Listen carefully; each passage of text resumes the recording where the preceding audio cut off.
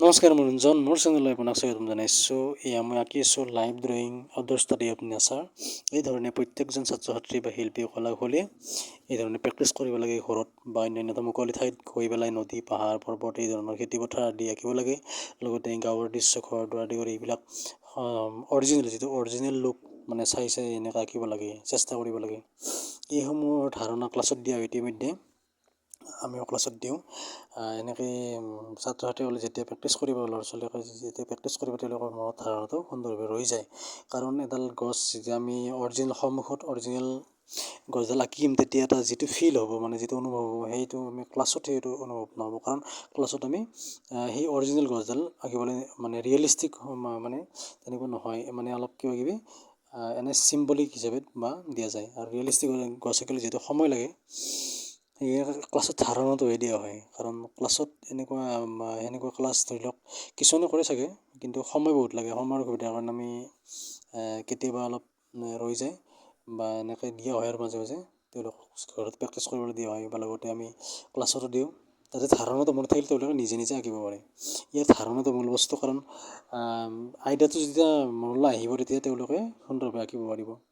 জোখ মাখ কেনেকৈ নিৰূপণ কৰে, কেনেকৈ আঁকে, ক'ৰ পৰা আৰম্ভ হয় মানে সকলোখিনি এই ভিডিঅ'টোত আমি আপোনালোকক দেখাবলৈ চেষ্টা কৰিছোঁ যে আউটডোৰ ষ্টাডি কেনেকৈ কৰা হয়। কিন্তু ইয়াতে এই ভিডিঅ'টোত আমি সম্পূৰ্ণকৈ বুজাই দিব নোখোজোঁ, কাৰণ এনেকুৱা ভিডিঅ' আৰু বনাম তাত আপোনালোকক বুজাই দিম।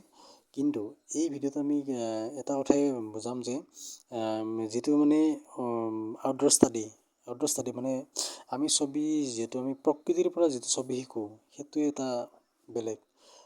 প্ৰকৃতিৰ পৰা আচলতে আমি শিকিব লাগে।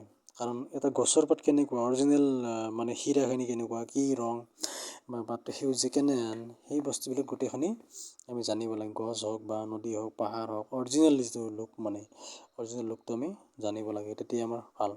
এই ধৰণে আমি ল'ৰা ছোৱালীয়ে প্ৰেক্টিছ কৰি তেওঁলোকে অনায়াসে যিকোনো ছবি আঁকি দিব পাৰিব।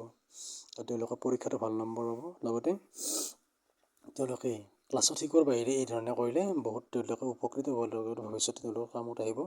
আৰু এজন ভাল চিত্ৰকৰ বা চিত্ৰশিল্পী হ'বলৈ হ'লে এই ধৰণৰ ছবি অঁকাটো অত্যন্তই প্ৰয়োজনীয়। আৰু লগতে figure study, human figure study হওক, এইবিলাক মই ভিডিঅ' কিছু দি আছোঁ বাৰু, কিন্তু তথাপি আৰু ভিডিঅ' দিম তেনেকুৱা ধৰণৰ।